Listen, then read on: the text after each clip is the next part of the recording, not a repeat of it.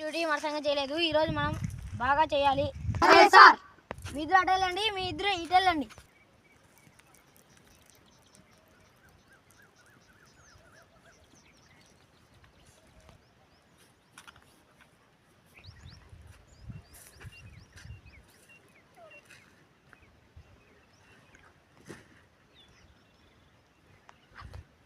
Sir,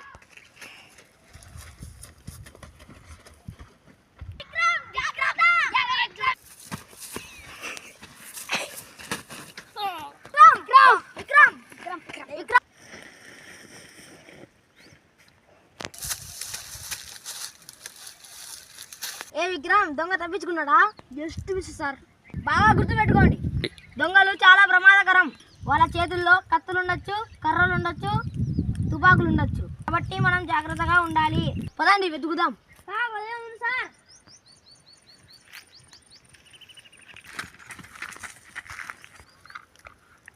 sir వచ్చాను sir, దగ్గరికి రండి.